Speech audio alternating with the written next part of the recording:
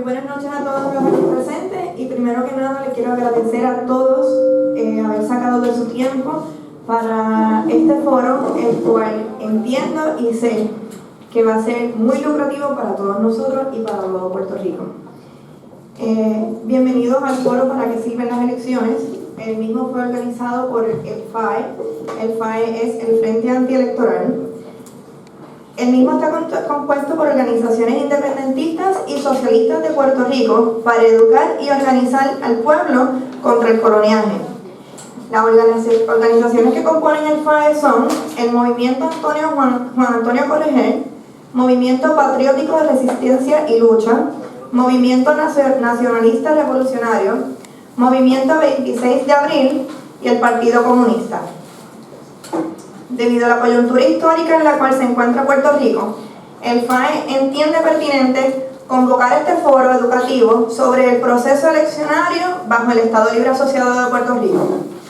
Dicho proceso cumple en la actualidad 64 años y a diferencia de 1952, hoy contamos con data histórica y científica, la cual nos permite analizar de manera acertada y precisa la contribución del mismo a la situación presente, cuánta soberanía política ganamos como pueblo y su contribución a la debacle económica de Puerto Rico.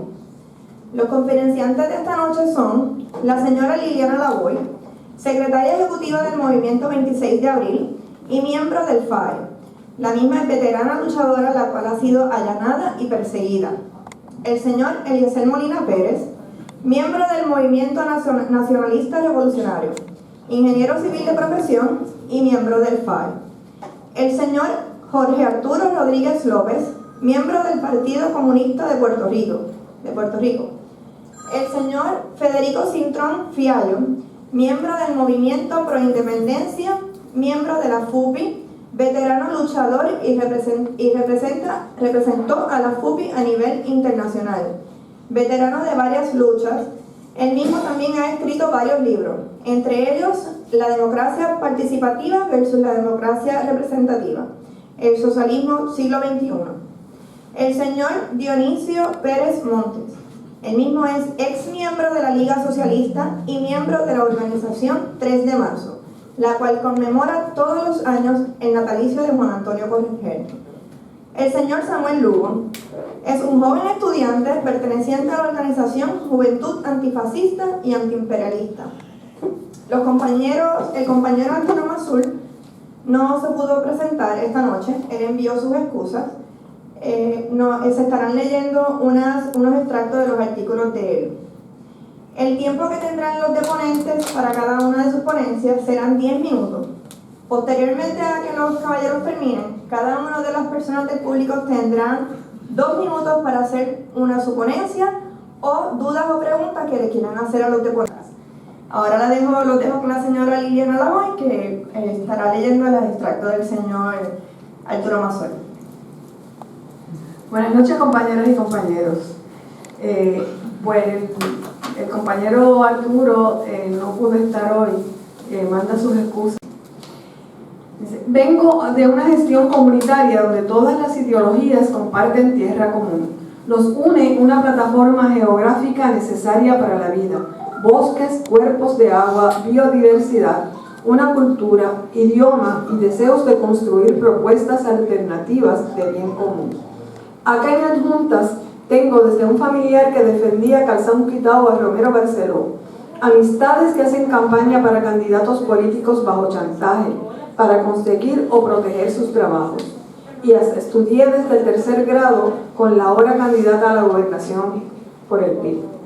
A todas y todos los respeto. Desde el que piensa y calcula por qué debemos ser el Estado 51 con lógicas válidas hasta los que defienden el derecho a la libertad bajo los medios que sean. Y aunque no suelo escribir sobre estos temas, el momento histórico que atravesamos me urge a incorporar este tema a mis análisis sobre el porvenir del país. Recuerdo en 7º grado levantar la mano solitaria y tímidamente cuando mi maestro de ciencias preguntaba quiénes creían en la teoría de la evolución. A renglón seguido tendría que bajarla cuando el propio maestro contestaría casi inmediatamente que esa locura no la creía ni la madre de Darwin. Igual me pasó en estudios sociales cuando me describían el valor y lo sagrado del voto, la participación electoral y nuestra condición política. Esa vez pregunté si éramos una colonia. Tan ofensivo pareció aquello a mi maestra que hasta mandó a buscar a mi mamá. Un gran error, dicho sea de paso, pues mi mamá siempre estuvo clara y así nos educó. Ya no quedan máscaras. Sin pudor desde Washington remarcaron su territorio y las ilusiones de gobierno propio se desvanecieron en un abrir y cerrar de ojos. Ha sido mejor así. Crudo aunque duela. Era necesario dejar atrás el espejismo del colonizador que acá repetía, defendía y justificaba el colonizado. Hemos avanzado, fue el discurso, pues teníamos constitución propia, Tribunal Supremo, ELA, elecciones y democracia. A golpes, sí, hemos avanzado, pero para desenmascarar la mentira. Allá, Oscar Collazo y Criselio Torresola, Rafael Cancel Miranda, con Lolita Lebrón, Andrés Figueroa Cordero, Irving Flores, entre otros, se lo hicieron saber desde bien temprano. Y desde allá, precisamente, llegó la embestida final, vía promesa. El ELA es una falacia. Qué duro debe ser para aquellos que se agarran a la Constitución que no tiene poder, al tribunal que no es supremo, al ELA ininteligible y a la democracia performática. Entonces, ¿cómo es posible que para mover la agenda de país que amerita un cambio fundamental queramos aferrarnos ciegamente a una burla electoral? Si en el pasado fue un engaño votar, peor es ahora, en el autoengaño. Esa trampa impide atender el problema estructural de fondo, la realidad colonial. Tras muchas elecciones y plebiscitos, nada cambiará con este formato. Está probado. Entonces, o se perpetúa la colonia como promesa promete, o nos encaminamos a un proceso ordenado y consensuado para romper las dependencias, para valernos y decidir por el bien de nosotros mismos. Aquí el miedo terrorista y criminalizado a la independencia paraliza, pero no hay contradicción humana mayor que el miedo a ser libre. Para un cambio de ruta, la farsa electoral no parece un camino efectivo. Sé que psicológicamente para muchos esto es un asunto de mantener el equilibrio mental ante tanta desidia y de pensarnos como otro país democrático del mundo. Pero ¿sabe qué? Es imposible que una colonia sea un estado democrático. Y si algo pudiera forzar a Estados Unidos a respetarnos, es precisamente no votar. Si nadie votara, se acaba el endoso a esta condición colonial en las reglas de civismo del colonizador. No a la colonia es no en todas sus manifestaciones. Si la estrategia buscara forzar una resolución real, no se estaría validando a la colonia con el juego de cada 4 años, ese que ha legitimado a pasados gobernantes para endeudar a mansalva y con pillaje a nuestro país. Así llevaron el colapso a la colonia sin que medie una sola orden de arresto para ellos y sus cómplices. Pero al final del día, ganen o pierdan, nada del proceso electoral adelanta la descolonización. En el caso del independentismo, reclamar que alcanzar la suma necesaria para la inscripción electoral del PIB define el umbral de su existencia y fortaleza, y es igualmente falaz. A lo largo del tiempo, igual que los 2 partidos mayoritarios, los minoritarios también se erosionan. En el caso del PIB, son varias las veces en que no han quedado inscritos, y aún así, la fuerza del independentismo es real, especial y determinante en las luchas de nuestro pueblo. Además, entre rojos, azules y violetas, también existe mucha gente que cree en el ideal de la libertad, así sea como segunda mejor opción, muchos estadistas, por ejemplo. Entre los miles que no votamos, también hay independentistas, por no sumar los que aún no tienen edad suficiente para votar. Que si no votas no cuentas, otro chantaje. En ciencia, eso sería un falso negativo, otro engaño. Si algo parecería medir las elecciones en este país, es el nivel de enajenación colectiva. Todos los frentes de lucha son importantes y mucha gente abraza el proceso electoral con convencimiento genuino. Pero igual de cierto es que cada vez más gente le da la espalda a la farsa electoral por muchas razones, desde las ideológicas hasta las frustraciones acumuladas, y el hastío electoral es también una postura política. La abstención organizada o espontánea, de izquierda o derecha, es un frente de lucha legítimo, necesario y revelador. Aún sin fondo electoral ni cobertura diaria en prensa escrita, radio o televisión, la abstención saldrá consolidada en las próximas elecciones. El no colonial es no, pues en cualquier cálculo matemático, la negación de la negación es una afirmación. Si se quiere una elección verdaderamente ideológica, afirmemos al país diciendo no 2 veces, no a la colonia, no al simulacro de democracia. Bueno, muy buenas noches. Mi nombre es Eliezer Molina, como ya les indicaron, y venimos a hablar de para qué son las elecciones, para qué sirven las elecciones. Las elecciones es la democracia representativa por la cual el pueblo tiene el derecho a expresarse y hacerse sentir. Partiendo de la premisa de que es la voluntad del pueblo lo que ahí se expresa, tenemos que entender entonces nuestra situación política, que es colonial. Vivimos en una colonia. En las colonias, el voto no representa al pueblo, sino representa al imperio. ¿Y por qué digo esto?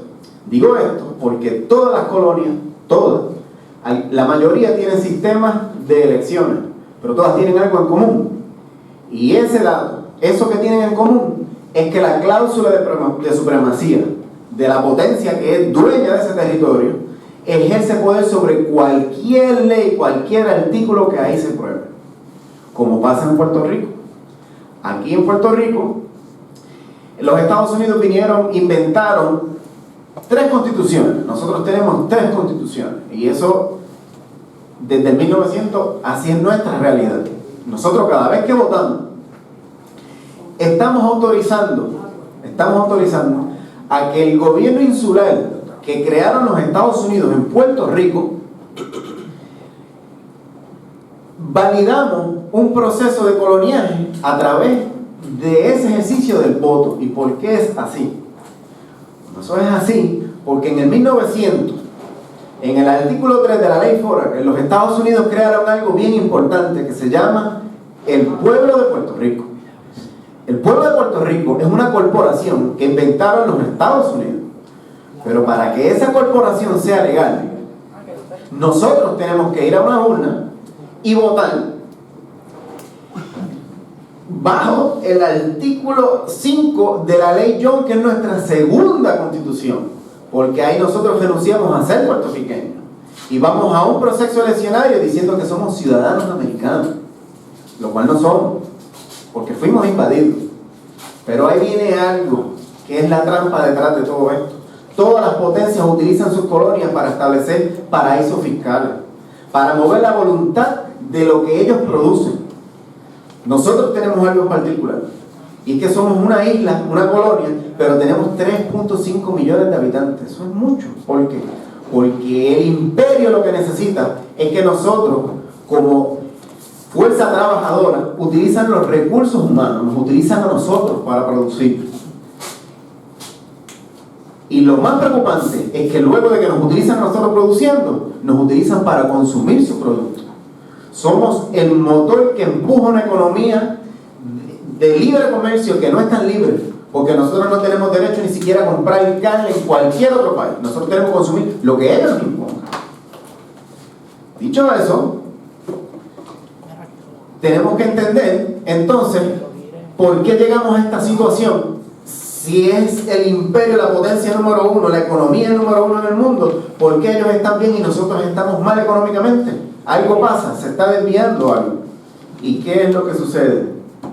Bien, lo que sucede es que nos prepararon para hacer un paraíso fiscal. Y si ustedes evalúan el artículo 3 de la ley Jones, van a ver cómo desde 1917 los Estados Unidos están estableciendo el patrón de deuda que va a tener el pueblo de Puerto Rico. Y es en ese artículo donde ya ellos están señalando que nosotros como país vamos a tener problemas económicos y vamos a necesitar emitir deuda. ¿Y por qué eso pasa? Por la fuga de capital. La fuga de capital que ellos han creado en Puerto Rico. Y eso ellos lo saben. Y como la deuda, para que sea legítima, ¿quién tiene que aprobarla? Nosotros, que somos parte del pueblo de Puerto Rico. No somos los dueños de la corporación, pero somos los responsables de esa deuda que se emite. ¿Y por qué? Porque cada vez que vamos a la urna votamos como ciudadanos americanos y validamos el pueblo de Puerto Rico, que es la corporación que ellos intentaron. Digo esto porque si aquí no se votara, si aquí no hubiesen unas elecciones, aquí no se autoriza cualquier títere que se llame gobernador para emitir bonos y emitir deuda a nombre de nosotros. Porque a nosotros votar en esas elecciones, ¿qué hacemos? Autorizamos a esa persona para que emita deuda a nombre de nosotros. ¿Y por qué esa deuda ocurre? ¿Por qué? Pues por la fuga de capital. Nosotros tenemos un producto interno que Puerto Rico tiene la capacidad de generar 103 mil millones de dólares al año. Pero ellos se llevan 75. ¡Qué mamey! ¿Y qué sucede? Que nosotros como ciudadanos no tenemos quien nos represente, quien detenga eso. No lo tenemos. ¿Por qué? Porque cada 4 años vamos y votamos por una persona y depositamos la esperanza de que él va a poder cambiar todo esto. Lo siento mucho. ¿Por qué? Porque nos aplican 3 cosas que ningún administrador de la colonia puede cambiar. Ninguno. La primera, la cláusula de supremacía. Aquí nadie puede detener eso, porque esa es la ley del imperio. Y el imperio no recibe órdenes, él las impone. Y eso es lo que han hecho con nosotros. La segunda es la ley de comercio interestatal. Aquí nosotros no tenemos el poder de controlar nuestras variables económicas. Pues ni siquiera podemos detener el que venga un producto importado. Y nosotros no podemos fijarle un arancel para defender nuestro producto nacional. No, tenemos que ir a una góndola en un supermercado y ver que 12 huevos en Puerto Rico cuestan $5 y 12 huevos de los Estados Unidos valen $1. Como consumidores, ¿qué va a pasar? Que vamos adquiriendo ese producto, que es el producto importado, casi el 92% de lo que nosotros consumimos. Eso fue creando esta crisis económica. Pero para que sea válida, ¿qué pasa? Tenemos que nosotros aprobar el próximo administrador que va a ser el que va a emitir esa deuda. Y es así, y esa ha sido nuestra historia. Y lamentablemente hemos depositado nuestras esperanzas en un sistema que es una farsa, que fue bien inventado por parte de los Estados Unidos, porque renunciamos a ser puertorriqueños y respaldamos ¿qué? Lo que ellos llamaron el pueblo de Puerto Rico. Dicho eso, tenemos que entonces un poco utilizar más el pensamiento crítico y olvidarnos del sentimentalismo. Hay que ser un poco más agresivos en las estrategias que estamos estableciendo. Y si entendemos y creemos que cada 4 años podemos aspirar a que un movimiento que respalde a la clase trabajadora o que cree en el ideal del independentismo y va a triunfar en ese proceso amañado, pues no hemos aprendido nada de nuestra historia. Miren las encuestas ahora mismo. 2 candidatos emergentes tienen mejor proyección que un partido que lleva 70 años inscrito y otro que va para su segunda comicio. ¿Y por qué uno tiene un 3% y el otro un 1%? Porque se han hecho esa pregunta. ¿Cómo vienen 2 personas colonialistas, entran al juego político y ya tienen 13 y 12% de aprobación? Porque vivimos en una civilización que ya está colonizada, van 118 años. Y nosotros nos han engañado y no nos han permitido progresar. ¿Y cómo lo hacen? Con el sistema electoral. Allá van y se guían de nosotros las Naciones Unidas. No, si ustedes son un 2% ahí, ustedes son un 2%, pero no somos ningún 2%. ¿Por qué? Porque hay 2.5 millones de personas inscritas para votar ávida en Puerto Rico. ¿Cuántas votaron en las últimas elecciones? 1.800.000. Quiere decir que hay más de 600.000 personas que no respaldan las elecciones de Puerto Rico. Pero para quien entienda que esa es la solución y no ha querido aprender a pasar de la historia, pues le tengo muy malas noticias. Me tomé la tarea de hacer un análisis de la data de todas las elecciones desde la ley 600 hacia acá. Y encontré algo muy interesante. ¿Y qué? ¿Qué noté? Que pasados 64 años hay unas proyecciones y hay una empírica. Aquí por mucho tiempo no hemos querido ir a la base científica. Ahora tenemos una ventaja, que tenemos 64 años de experiencia y podemos analizar con números y con historia lo que nos ha pasado como pueblo. Pues bien, le voy a decir lo que nos ha pasado como pueblo. El Partido Independentista, que es el partido que representa la independencia dentro de ese juego colonial, tiene una caída de un negativo 62% desde el 1952 en su matrícula, y la gente que respalda ese proceso, que respalda, y no es que quiero criticar al PIB, no es que estoy haciendo un llamado contra el PIB, sino me tengo que dejar de llevar por la base científica, que no falla porque es numérica, hay unas tendencias ahí que no podemos ignorar. Pero mientras el Partido Independentista cayó en negativo 62.5, el Partido Popular creció un 107%. Y el Partido Nuevo Progresista en 933%. Cuando usted analiza eso, tenemos una tendencia negativa de 1.52 anual que estamos perdiendo como independentistas en ese proceso. Si alguien piensa que va a ganar, pues entonces no se dejen engañar y pregúntenle qué matemática, qué prueba estadística él utilizó para calcular algún % de probabilidad de triunfo de cualquier movimiento independentista o de la lucha trabajadora. Porque no existe, no lo hay. Y si alguien le dice eso a ustedes, es deber de nosotros como pueblo empezar a confrontarlo. Porque esto no es por fe, la política no se basa en la fe. Se basa en los análisis estadísticos y en las proyecciones y cómo el pueblo se va moviendo. Bien, dicho eso, no puedo venir a criticar aquí si no presentamos soluciones. Tenemos que presentar soluciones. Si nosotros como pueblo nos retiramos de ese proceso amañado colonial que han inventado, vamos a empezar a demostrarle a los Estados Unidos y al mundo que ya nos respaldamos el coloniaje que nos han impuesto como una falsa democracia representativa, cosa que solamente existe en los países soberanos. Algo muy distinto de lo que es Puerto Rico, porque ni siquiera podemos ponerle un impuesto a la leche. Aquí ya no queda ganado, aquí no hay huevo, aquí no hay carne, no hay industria local. ¿Por qué? Porque en la medida que la industria local colapsa, aumenta el desempleo, el gobierno pierde liquidez y la deuda es inminente, porque no hay flujo de dinero, porque ellos se lo llevan. Y tenemos ahora unos candidatos que a mí me gusta cada vez que dicen: no, porque las foráneas se llevan 36.000 millones de dólares a la megatienda y yo le voy a poner un 10% de impuestos. ¿Cuándo? Usted no tiene derecho a hacer eso. Eso violenta las leyes de comercio interestatal. Aquí no se le pudo poner un impuesto ni siquiera a Walmart. Ah, es verdad que de esos 36.000 millones de dólares lo vamos a adquirir con ese impuesto. Eso es mentiroso. Ahora mismo lo que hay es un bailout.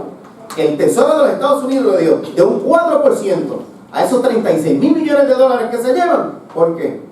Por la debacle que creó Luis Fortuño, donde generó una deuda que había que pagarla a 4 años. Cuando se piden a 30 años, él ha pedido 4. ¿Por qué? ¿Por qué? Porque el Tesoro sabe, ellos están bien preparados, ellos saben lo que va a pasar. Ellos saben que nosotros generamos 100.000 millones de dólares y van a llevar hasta allá la deuda, porque la deuda es equivalente al capital, el producto interno de cada país. Que quien se crea que aquí viene una junta y va a venir a trabajar por nosotros, le tengo unas noticias.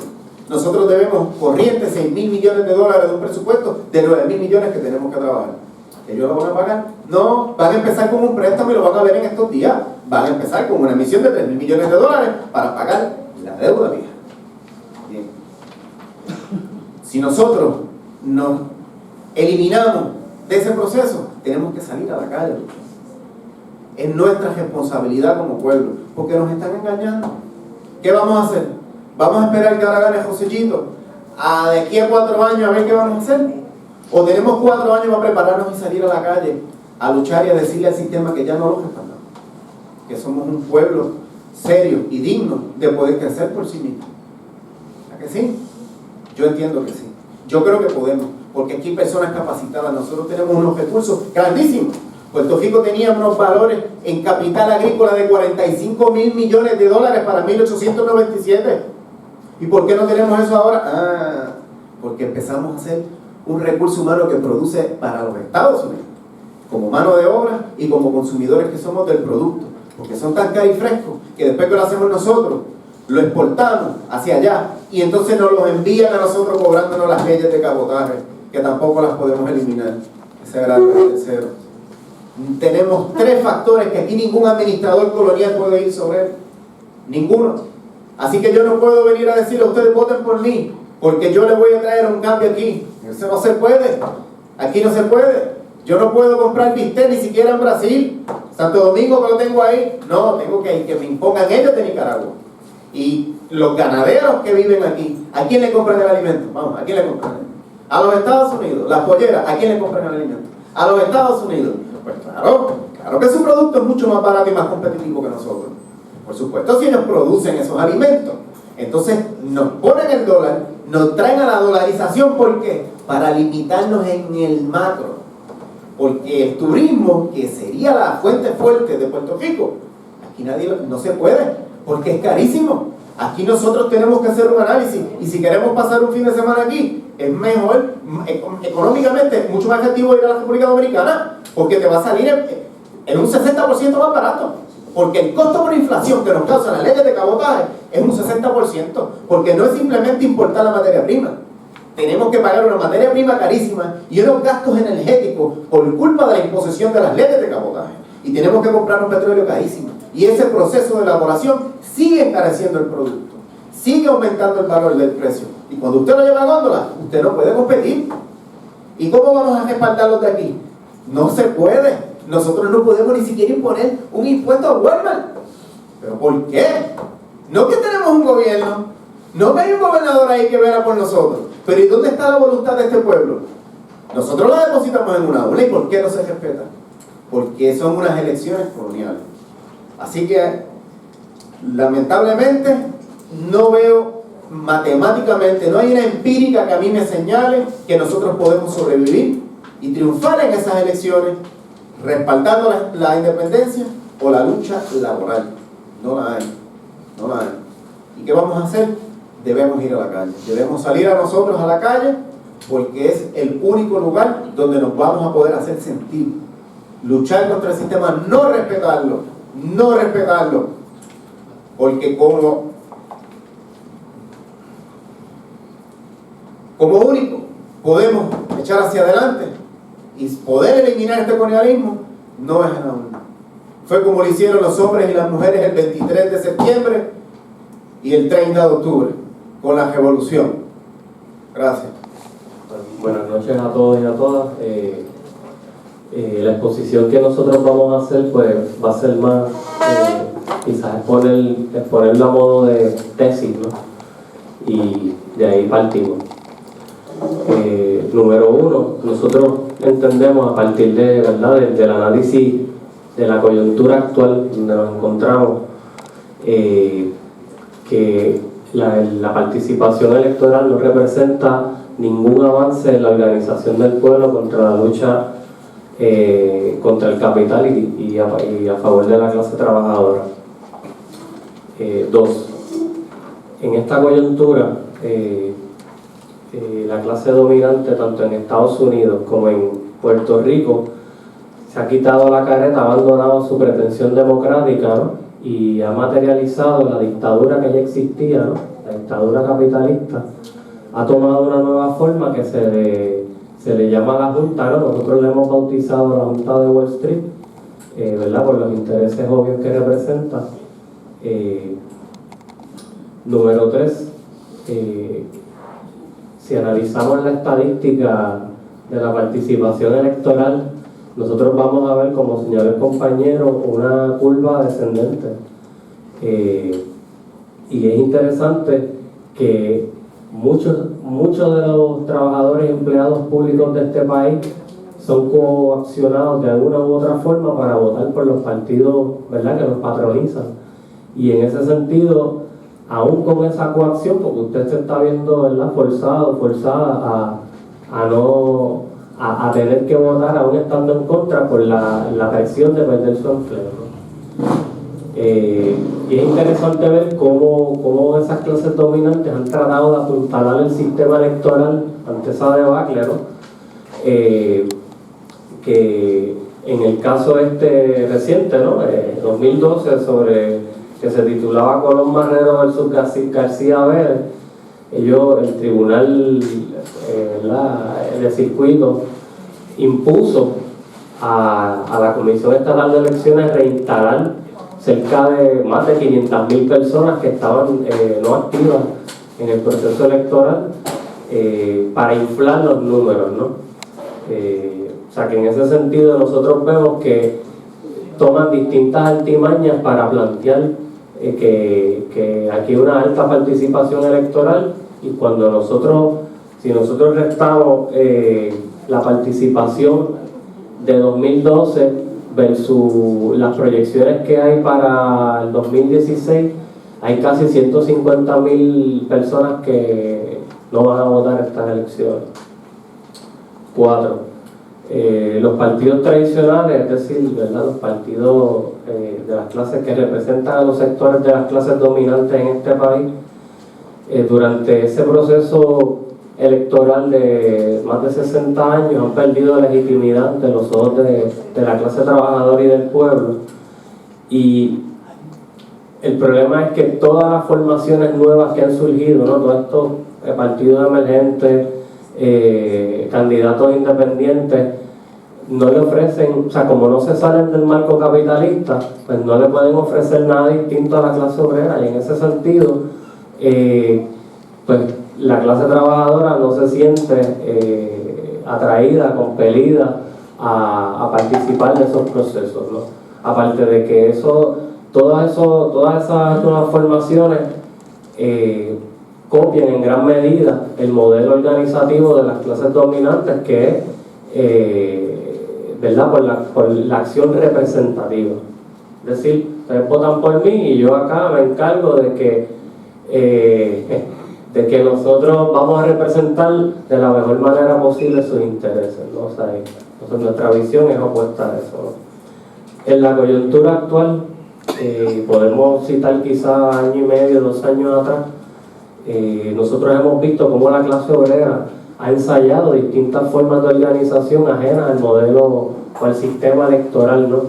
Cuando analizamos las asambleas de trabajadores y trabajadoras que hubo el año pasado, nosotros podemos ver embrionariamente ese deseo de las masas obreras de construir soluciones fuera del marco de la democracia burguesa, ¿no? Y esto es importante, las asambleas y sobre todo el campamento, ¿no?, este año, que es la otra manifestación que vemos, que sí se hizo un ejercicio popular, ¿no?, de base, de discutir los problemas, educar a la gente, debatir, porque eso es parte del proceso de formación ¿verdad?, de una oposición política coherente, ¿no? Hay que debatir nuestras distintas visiones y sobre ellas vamos a construir un objetivo y hacia ellos nos podemos dirigir de forma colectiva, ¿no? Y nosotros vemos que esos son muestras que rompen con el modelo electoralista, en el sentido de que ya en la participación es directa, ¿no?, de las personas, se participa directamente en la elaboración del objetivo, se hace política colectivamente, ¿no?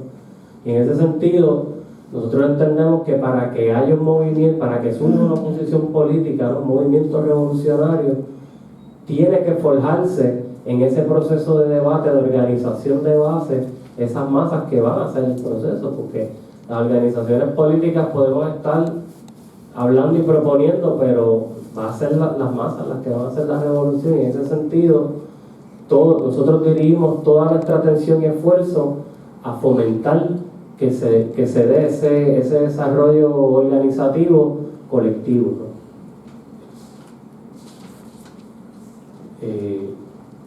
Desde esa perspectiva, ¿no?, y en esta realidad, nuestra responsabilidad como revolucionarios, ¿no?, es ayudar a la clase trabajadora a fomentar, a establecer su independencia política, ¿no? Es decir, que la clase trabajadora, como clase mayoritaria en el país, como clase productora de la riqueza de este país,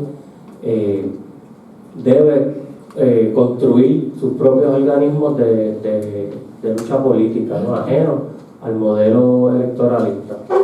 Es la única forma que va a poder ir elaborando su política, ¿no?, es decir, estableciendo un objetivo y llevándolo el accionar político organizadamente, ¿no?, de acuerdo a sus propios intereses.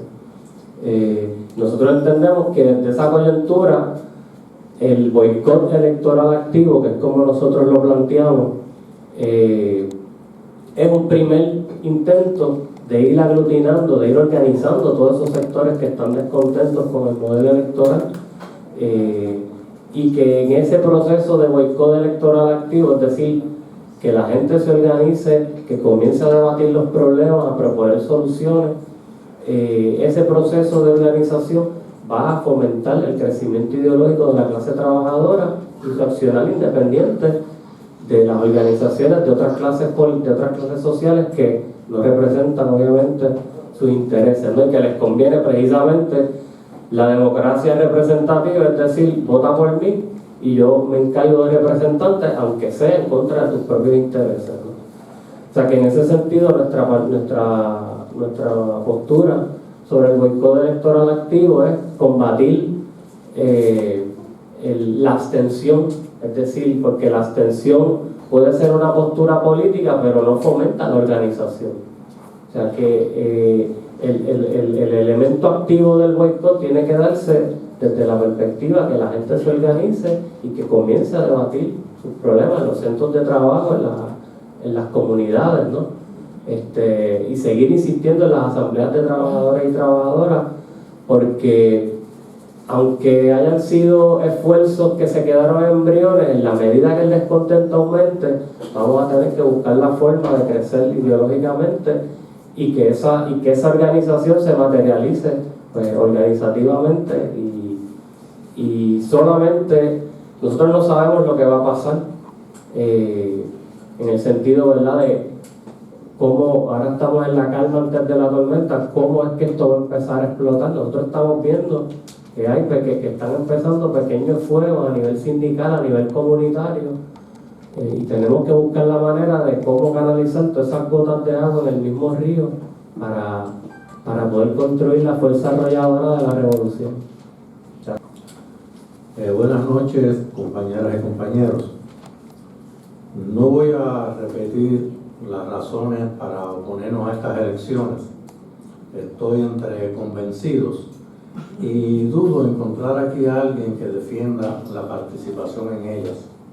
Deseo provocar un diálogo crítico y reflexivo, si esto es posible, entre nosotros, sobre qué debemos hacer si queremos mejorar nuestra práctica política. Hay dos formas de ver al pueblo no independentista. Una, que son unos colonizados porque se pertenece al PPD y al PNP. Esta perspectiva nos lleva a rechazar al pueblo, tratarlos como traidores, ignorantes, oportunistas, entregados.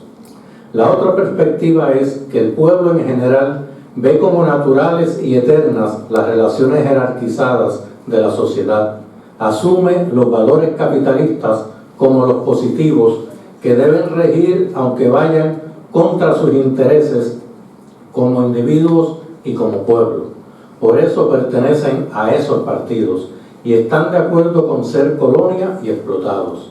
Esta perspectiva nos lleva a comprender que debemos trabajar con los no convencidos, darle mayor importancia a la educación y dejar de hablarnos a nosotros mismos.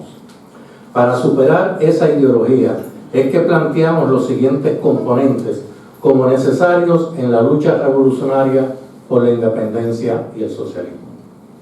Primero, integración del discurso independentista y socialista todo el tiempo en todas las luchas sociales, incluyendo las sindicales, comunitarias, culturales, económicas, ambientales, por la equidad de género, por la igualdad de sexo, contra el racismo y la xenofobia.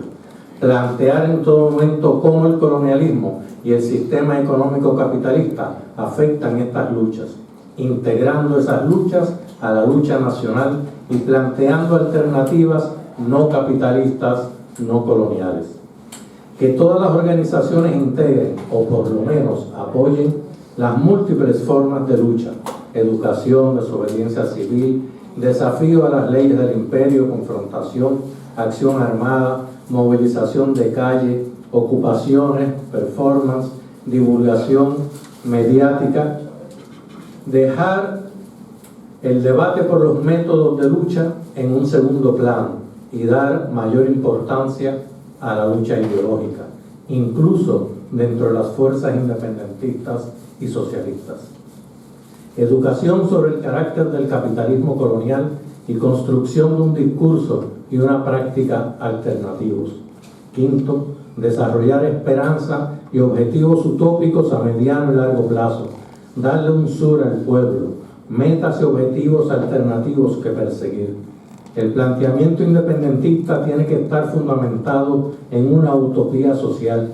Tiene que ofrecer la visión de una sociedad de bienestar basada en una democracia participativa crítica, en una organización económica y social con base en el trabajo, la cooperación, la solidaridad y el desarrollo ecoamigable y sostenible, con derecho a la educación y la salud universal, que sea justa económica y legalmente, donde no haya cabida para las inequidades, la explotación, la marginación, el desempleo y la discriminación por género, sexo, color de piel, origen nacional o condición social. Sexto, fomentar la participación política en todos los órdenes de la vida, destacando la importancia de la lucha democrática participativa directa. Se debe combatir el desencanto con la política, la visión de que ésta y el partidismo son malos, de que los políticos son todos iguales. La no participación política le deja el espacio a los colonialistas. Hacer la política con intención educativa, utilizando todos los medios posibles para la divulgación, texto, audio, video, teatro, etc.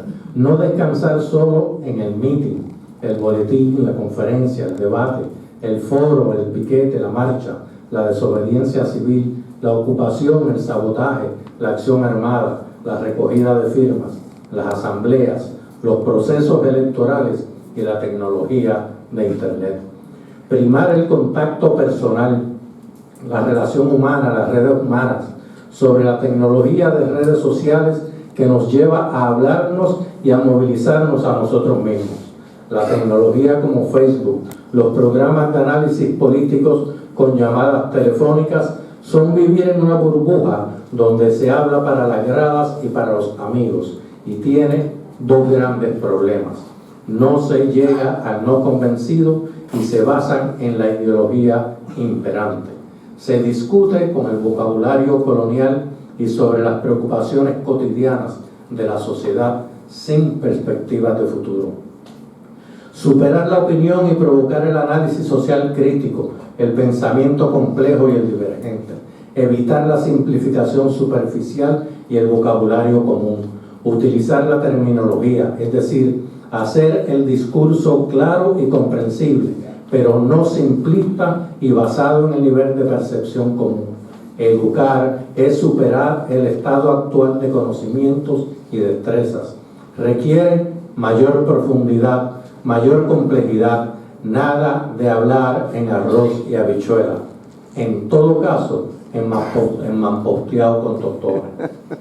En estos momentos, rechazar la alianza con el PPD y los soberanistas y fortalecer la interna al independentismo y el socialismo, buscando formar un fuerte bloque de izquierda, modificar nuestro acercamiento al pueblo, romper con la visión vanguardista de pedantería, el desprecio a la capacidad del pueblo, el vernos como los poseedores de la verdad, dejar de ver al pueblo PNP y popular como traidores, ignorantes o cobardes. No trabajar en las comunidades solo con intención de reclutamiento y de imponer nuestro punto de vista. Comprender que la acción caritativa y asistencialista que no denuncia y combate las raíces capitalistas de la marginación y la exclusión social no es acción política anticapitalista. Se critica al Estado, pero no al sistema, y se libera de la función social al Estado. Es necesario encontrar el balance adecuado entre luchar por reivindicaciones de corto plazo y movilizar y concienciar sobre las medidas anticapitalistas y anticoloniales. Veamos algunos ejemplos de la lucha actual donde se refleja lo planteado. contra la Junta de Control Fiscal. No es una lucha social amplia, no partidista, no ideológica, como pretenden presentarla algunos en el campamento. Es una lucha política anticolonial y anticapitalista. La lucha sindical es una lucha de sectores obreros por reivindicaciones propias. Sus intereses particulares a veces entran en conflicto con los intereses más amplios de la sociedad. Por ejemplo, contra la lucha contra las cenizas, por energía renovable, contra el uso del gas como fuente de energía y la conversión de Aguirre a una planta de gas. La lucha antirracista contra la xenofobia y por la equidad de género y los derechos de la comunidad LGBT, vista solo como liberación individual, leyes más justas y currículos educativos separados de la lucha contra el capitalismo y el colonialismo. Se plantean sobre bases individuales y no sociales. Ejemplos de solidaridad no política y prácticas asistencialistas son los comedores sociales, casas de acogida a mujeres maltratadas, distribución de jeriquillas, actividades con niños en comunidades pobres y de rescatadores, hogares de rehabilitación de drogadictos, microempresas planteadas como salida de la pobreza y autoempleo, proyectos agrícolas, de huertos caseros y de protección al ambiente como medio de seguridad y sostenibilidad alimentaria. Solamente he querido mencionar las cosas sin abundar en ellas porque espero que haya diálogo y discusión al respecto. Esto no quiere decir, y no quiero decir, que estas luchas que mencioné no se lleven a cabo. Lo que planteo es que tienen que llevarse a cabo con planteamientos políticos, uniendo estas luchas sectoriales a la lucha nacional por la independencia y el socialismo. Gracias por estar aquí, les damos la bienvenida. La bienvenida también a los participantes que han hecho una exposición excelente sobre lo que cómo debe dirigirse la lucha por la independencia de Puerto Rico y el socialismo. Como militante independentista, siento el compromiso de divulgar la farsa electoral y por qué, que es el motivo de este foro. Ante todo, porque desde el mismo instante en que nuestra nación fue invadida, dándole un contexto histórico a este proceso, la organización de clubes políticos representó la división de un pueblo que comenzaba o que necesitaba enfrentarse al poder imperialista más fuerte de todos los tiempos. Por lo que, contrario a lo que se quiera decir de nosotros, que somos unos divisionistas, porque hemos escuchado uno de los argumentos contra los que nos oponemos a las elecciones, que somos unos divisionistas. Contrario a esto, quisiera decir de que los que nos oponemos a la participación sufragista y especialmente de las organizaciones electorales independentistas, no somos los divisionistas. Les recordamos que son precisamente los que intentan dirigir la lucha por medio de los votos, los verdaderos divisionistas. Cuando se organizaron los partidos políticos a principios del siglo en Puerto Rico, después de la invasión, ocurre la primera gran división de nuestro pueblo, de un pueblo que debió haberse mantenido unido para enfrentar a ese poderío imperial que nos venía encima. Negar la historia de la lucha y resistencia de nuestro pueblo por su liberación ha sido el mayor daño ejercido en contra nuestra y ha sido el mayor logro de los imperialistas para impedir la independencia. Y ahora la independencia la llamamos la independencia absoluta, porque se le ha querido dar diferentes tonos a la independencia. Nosotros creemos que la independencia solamente es una, y es la independencia absoluta, donde nosotros los puertorriqueños tengamos todo el dominio sobre todo el poder de las situaciones que como pueblo nosotros tenemos que resolver. Dos grandes tendencias han permeado nuestra historia. La tendencia revolucionaria, que es nacida de las mismas entrañas de nuestro pueblo en su búsqueda por satisfacer sus necesidades y consolidarse como nación. Y una nación no se puede consolidar si no tiene un aparato económico que la respalde y que pueda solucionar todas sus necesidades bajo ese aparato, ese modelo económico que responda a nuestras propias necesidades y que no responda a las necesidades de otros. Y otra tendencia es la tendencia reformista, nacida de las necesidades de los explotadores. Pensar que por medios electorales y que por su naturaleza están diseñados a mantener el status quo, se pueda derrotar el imperialismo que nos oprime, es no comprender la naturaleza propia y primaria del imperialismo norteamericano o de cualquier otro imperialismo frente a cualquier otro pueblo colonial, y de su política hacia los pueblos coloniales. El imperialismo como fenómeno político-económico surge de la concentración gigantesca del capital sobre los medios de producción. Así lo comprendió Lenin, ese gran revolucionario de todo. Ya desde el primer párrafo del libro El imperialismo, fase superior del capitalismo, nos señala cómo el imperialismo norteamericano inaugura su poder en la guerra hispanoamericana, buscando mercados para sus excedentes de producción, mano de obra barata, para ampliar aún más su concentración de producción, nuevos suelos para la extracción de recursos productivos y el establecimiento de nuevas bases militares y navales.